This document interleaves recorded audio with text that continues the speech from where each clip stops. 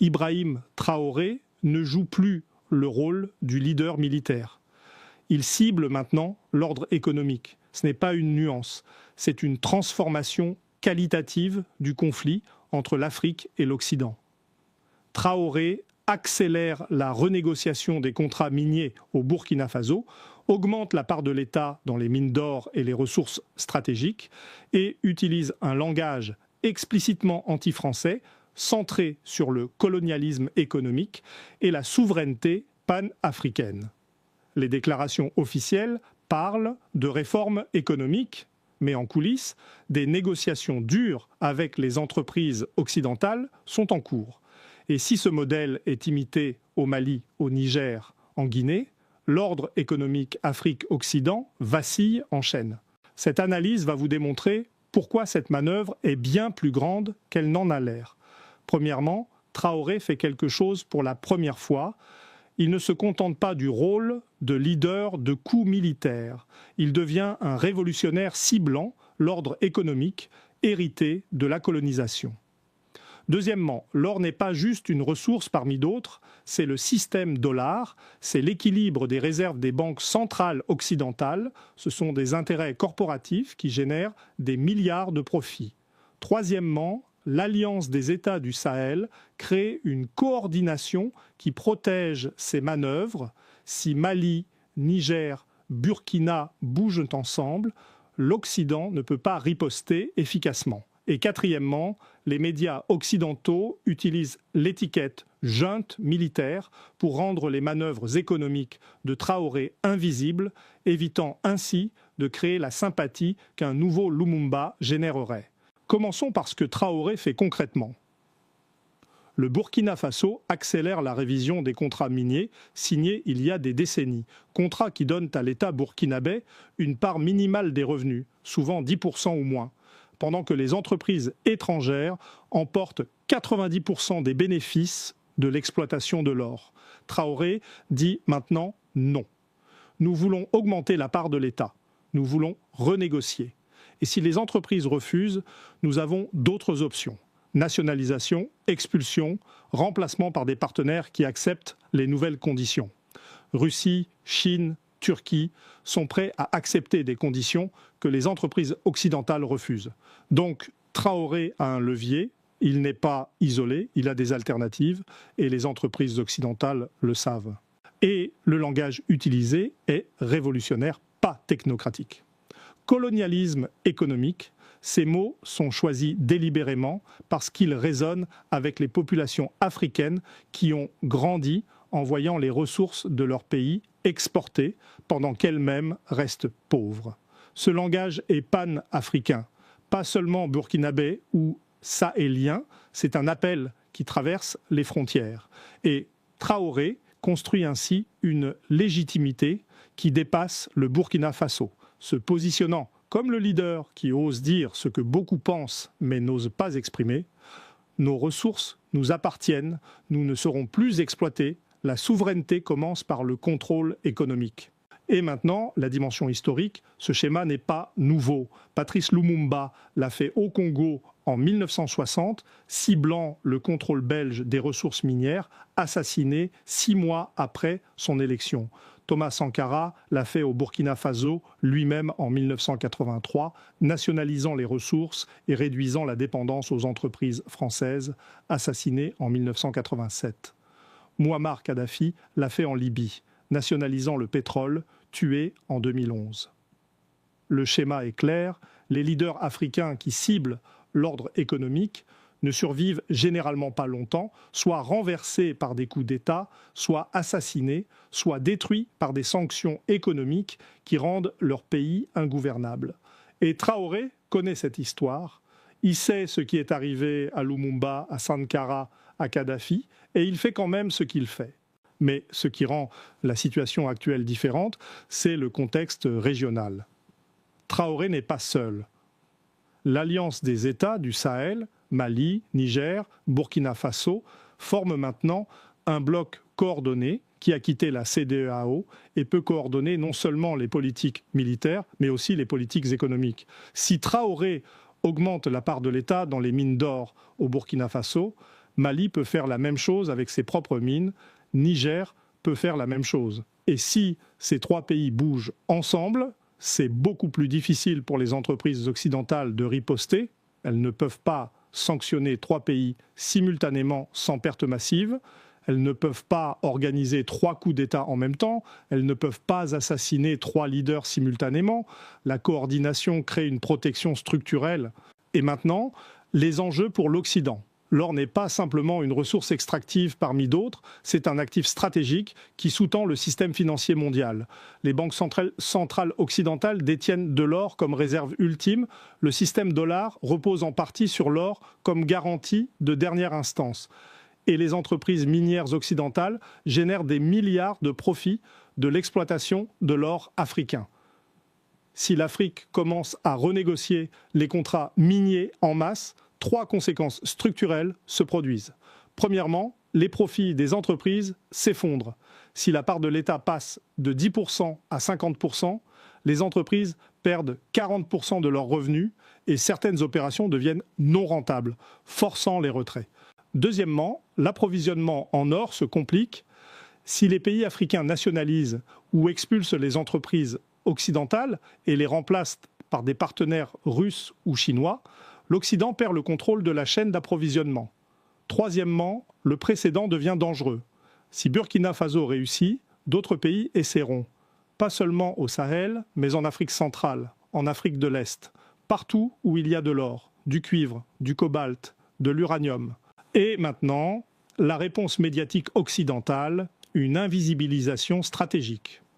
Les médias occidentaux utilisent systématiquement l'étiquette « junte militaire » pour Traoré, ce qui produit deux effets. Premièrement, cela délégitimise, junte signifie illégitime, militaire signifie non démocratique, donc tout ce que Traoré fait devient automatiquement suspect. Deuxièmement, cela rend les manœuvres économiques invisibles. Quand les médias parlent de Traoré, ils parlent de sécurité, de coup d'État, de violence, mais jamais de renégociation de contrats miniers ou de souveraineté économique. Cette invisibilisation est stratégique parce que si les médias occidentaux racontaient l'histoire économique, un jeune leader africain qui reprend le contrôle des ressources de son pays face aux entreprises occidentales, cela créerait de la sympathie. Cette histoire résonne avec les populations africaines, avec les populations du Sud global, même avec certaines populations occidentales qui critiquent le capitalisme extractif. Donc, les médias occidentaux évitent cette histoire et préfèrent le narratif du leader militaire instable. Et le parallèle avec Lumumba devient pertinent. Patrice Lumumba est devenu une icône en Afrique, non pas parce qu'il a gagné, mais parce qu'il a osé dire que les ressources du Congo appartenaient au Congo, défier la Belgique, parler de souveraineté économique. Sa mort a créé un symbole de résistance, de dignité, de refus de l'exploitation. Et maintenant, les médias occidentaux ne veulent pas créer un nouveau Lumumba. Ils ne veulent pas créer un martyr ou un symbole. Donc, ils essaient de présenter Traoré comme quelque chose de différent, pas un révolutionnaire ou un héros, juste un homme fort militaire ou un leader autoritaire. Cette narration est une tentative de contrôler le récit avant qu'il ne devienne incontrôlable. Et l'escalade, 75% de probabilité dans les 24 à 72 heures. 3 déclencheurs possibles. Premièrement, une entreprise minière occidentale fait un bras de fer ouvert, refuse de renégocier, menace de se retirer, mobilise des lobbies pour presser son gouvernement d'intervenir. Ce bras de fer public force Traoré à montrer sa force avec une nationalisation ou une expulsion, créant un précédent qui rend d'autres pays plus audacieux. Deuxièmement, menace de sanctions. Si un gouvernement occidental menace le Burkina Faso de sanctions économiques à cause des renégociations minières, cela transforme le conflit d'une confrontation entre Traoré et des entreprises privées en une confrontation entre Traoré et des États, créant une dynamique de souveraineté nationale où les populations burkinabées se rallient derrière Traoré, et les autres pays africains voient cette confrontation et choisissent leur camp. Troisièmement, coup d'État ou tentative d'assassinat contre Traoré. Si des accusations émergent, notamment qu'un coup ou une tentative d'assassinat a été organisée contre Traoré à cause de ses manœuvres économiques, cela active immédiatement le parallèle avec Lumumba et Sankara, créant une mobilisation massive parce que les populations africaines connaissent cette histoire et savent ce qui arrive aux leaders qui défient l'ordre économique.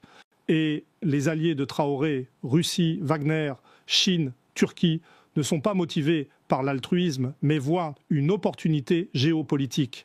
Si l'Occident perd le contrôle des ressources africaines, quelqu'un d'autre va les contrôler et ils veulent être ce quelqu'un d'autre. Donc, ils offrent à Traoré ce que l'Occident ne peut pas offrir. Pas de conditions politiques, pas de leçons de démocratie, pas de sermons sur les droits humains, juste des affaires. Et Traoré utilise cette compétition, met les offres en concurrence.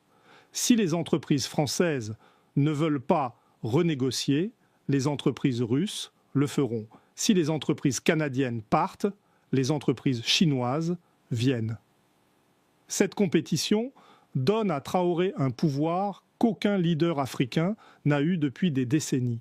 Le pouvoir de choisir, le pouvoir de dire non, le pouvoir de négocier. Et maintenant, l'effet domino.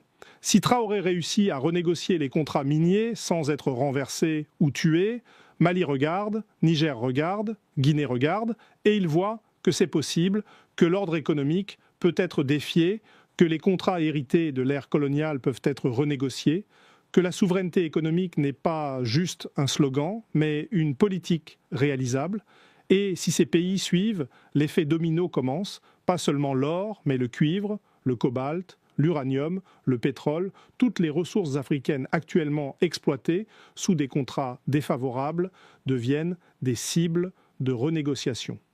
Et si cela se produit à grande échelle, l'ordre économique Afrique-Occident vacille, les entreprises occidentales perdent leur accès préférentiel, les prix augmentent, les chaînes d'approvisionnement se réorganisent et l'Occident perd un avantage stratégique qu'il maintient depuis des siècles. Et la dimension générationnelle, Traoré a 37 ans, il représente une génération qui n'a pas peur, qui n'a pas de nostalgie pour l'ordre ancien, qui ne doit rien aux élites qui ont collaboré avec l'Occident pendant des décennies. Cette génération regarde l'histoire et tire des conclusions différentes. Elle ne demande pas la permission, elle ne négocie pas poliment, elle exige et elle est prête à prendre des risques que la génération précédente n'était pas prête à prendre. Et cette génération n'est pas seule au Burkina Faso. Elle existe à travers l'Afrique, dans les jeunes officiers militaires, au Mali, au Niger, en Guinée, dans les jeunes activistes au Kenya, au Nigeria, en Afrique du Sud, tous partageant une frustration avec l'ordre existant, une volonté de le changer et une conviction que leur génération peut réussir là où les générations précédentes ont échoué. Et les scénarios futurs, 3 possibilités structurelles.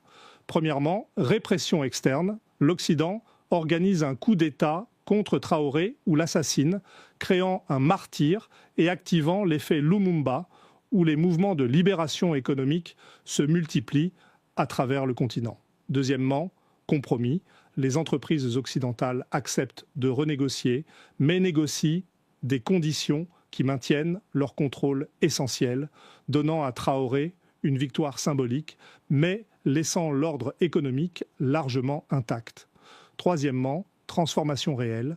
Traoré réussit, les contrats sont renégociés en faveur du Burkina Faso, d'autres pays suivent et l'ordre économique Afrique-Occident se reconfigure fondamentalement.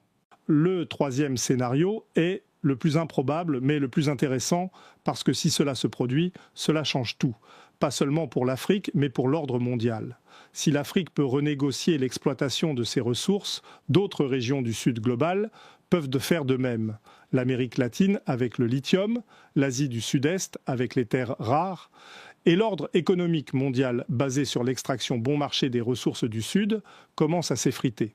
Cette analyse repose sur les actions du gouvernement burkinabé concernant la renégociation des contrats miniers, les discours de Traoré utilisant un langage panafricain de souveraineté économique, le contexte régional de l'Alliance des États du Sahel, les enjeux stratégiques de l'or pour l'Occident et les précédents historiques de Lumumba, Sankara et Kadhafi.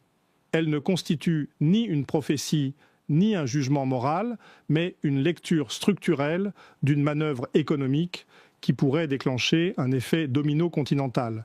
Si cette interprétation vous dérange, confrontez-la avec d'autres analyses sur la politique minière du Burkina Faso, examinez les discours officiels de Traoré et suivez les négociations avec les entreprises minières.